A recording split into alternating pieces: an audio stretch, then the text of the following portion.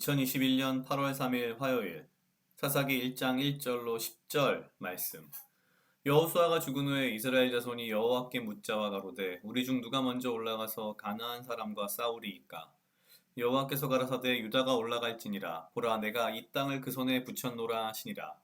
유다가 그 형제 시므온에게 이르되 나의 제비 뽑아 얻은 땅에 나와 함께 올라가서 가나안 사람과 싸우자. 그리하면 나도 너의 제비 뽑아 얻은 땅에 함께 가리라. 이에 시므온이 그와 함께 가니라. 유다가 올라가매 여호와께서 가나안 사람과 브리스 사람을 그들의 손에 붙이신지라. 그들이 베색에서 1만 명을 죽이고 또 베색에서 아도니 베색을 만나서 그와 싸워 가나안 사람과 브리스 사람을 죽이니 아도니 베색이 도망하는지라. 그를 쫓아가서 잡아 그 수족의 엄지가락을 끊으매 아도니 베색이 가로되 옛적에 70왕이 그 수족의 엄지가락을 찍히고 내 상 아래에서 먹을 것을 줍더니 하나님이 나의 행한 대로 내게 갚으심이로다 하니라. 우리가 그를 끌고 예루살렘에 이르렀더니 그가 거기서 죽었더라. 유다 자손이 예루살렘을 쳐서 취하여 칼날로 치고 성을 불살랐으며 그 후에 유다 자손이 내려가서 산지와 남방과 평지에 거한 가나안 사람과 싸웠고 유다가 또 가서 헤브론에 거한 가나안 사람을 쳐서 세세와 아히만과 달메를 죽였더라. 헤브론의 본 이름은 기럇 아르바였더라. 아멘. 이번 달은 사사기를 주요 내용으로 하고 있습니다. 오늘은 사사기 1장 1절로 10절 말씀입니다. 사사기의 시작은 이렇게 시작됩니다. 여호수아가 죽은 후에 이스라엘 자손이 여호와께 묻자와 가로되. 여호수아가 죽었다는 말이 등장한다는 것은 한 시대가 끝나고 새로운 시대가 시작되었다는 것을 의미합니다. 그래서 이제 사사의 시대가 시작이 된 건데요.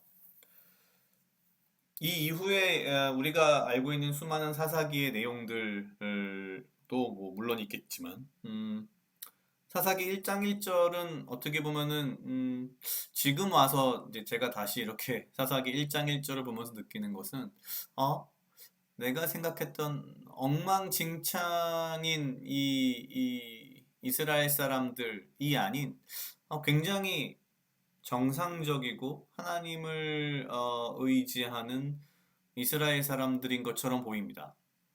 여호수아가 죽었는데 사실 여호수아가 죽은 후에 누가 우리의 대장입니까? 누가 우리를 이끌어야만 합니까? 라고 하나님께 묻지 않고 가장 하나님께 먼저 물은 것이 이거였습니다. 이스라엘 자손이 여호와께 묻자와 가로되 우리 중 누가 먼저 올라가서 가나안 사람과 싸우리이까? 그러니까 무슨 뜻이냐면요. 이미 이 여호수아와 당시 이스라엘 백성들에게 주어진 가장 큰 미션은 가나안을 정복하는 겁니다. 그런데 어느 정도 정복이 이루어지는 중에 어떻게 보면 뭐 다 완성되지 않은 상태에서 여호수아가 죽은 거죠.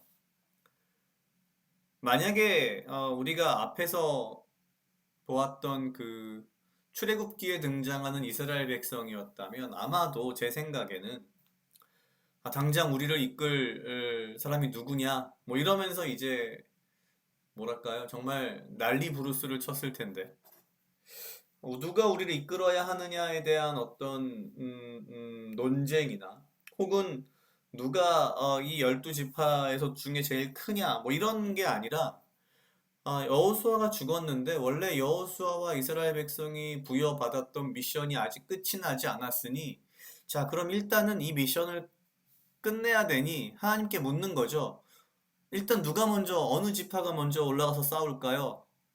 이 얘기인즉슨 주님의 명령을, 가나안을 정복하라는 주님의 명령을 우리가 어떻게 해야 이제 또 완성할 수 있겠습니까? 라고 하는, 어떻게 보면 굉장히 제대로 된 질문을 지금 하나님께 하는 거죠. 이 부분이 제일 중요하다는 생각이 문득 들었습니다. 나는 지금 하나님께 제대로 된 질문을 던지고 있는가? 내가 기도하고 있는 것, 혹은 내가 고민하고 있는 것, 내가 꿈꾸고 있는 것들이 여기 등장하는 것처럼 이스라엘 자손이 여호와께 묻자와 가로되라고 하는 제대로 된 질문, 우리 중 누가 먼저 올라가서 가나안 사람과 싸우리이까라는 아주 정확하고 아주 합당하며 아주 믿음에 기반했고 하나님 의지하며 하나님이 주신 미션을 끝까지 완수하려는 이러한 질문, 정확히 말하면 핵심을 정확히 알고 질문하고 있는 모습이라고 지금 볼 수 있는 거죠. 그러니까 아마도 어쩌면 아직까지는 여호수아가 죽었음에도 불구하고 이스라엘의 장로들이나 이스라엘의 어른들이 제대로 하나님을 믿고 의지하고 따르는 사람들이었던 것 같습니다. 바로 2절에서 하나님의 응답을 듣습니다. 유다가 올라가라. 내가 이미 그 땅을 네 손에 붙였다. 근데 유다가 혼자 가지 않고요. 시므온 지파에게 이제 도움을 청합니다.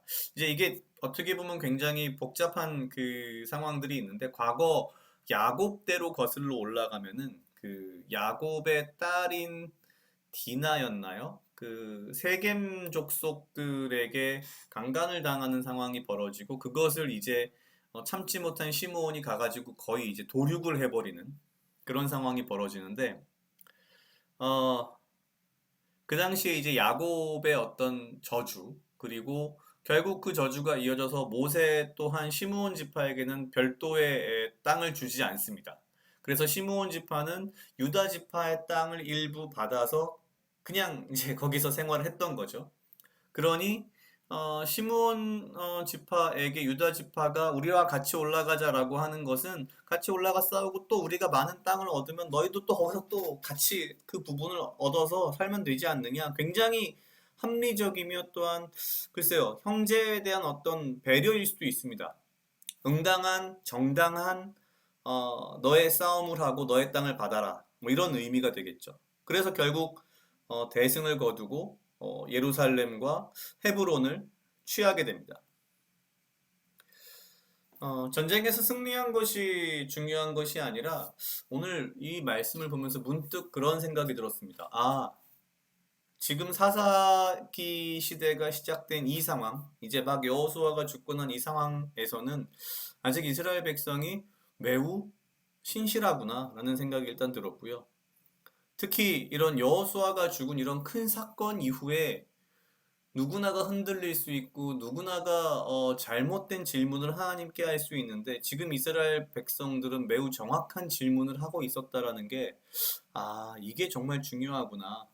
지도자가 죽거나 리더가 죽거나 무슨 큰 일이 벌어진 게 중요한 게 아니라 그래서 하나님이 나에게 주신 미션이 지금 다 완전히 끝이 났는가? 완성이 되었는가? 그렇지 않다면 일단 누가 죽거나 다치거나 리더가 있거나 없거나가 중요한 게 아니라 하나님이 명령하신 하나님의 미션을 마무리하는 것이 중요하다라는 것이 어찌 보면 이 당시 이스라엘 자손들의 어떤 질문이었던 이 질문이 굉장히 훌륭했구나라는 생각이 문득 들면서 나 또한 정말 제대로 된 질문을 하나님께 해야겠다라는 그런 생각을 좀 했습니다. 각자 약 2분 정도 묵상하시겠습니다.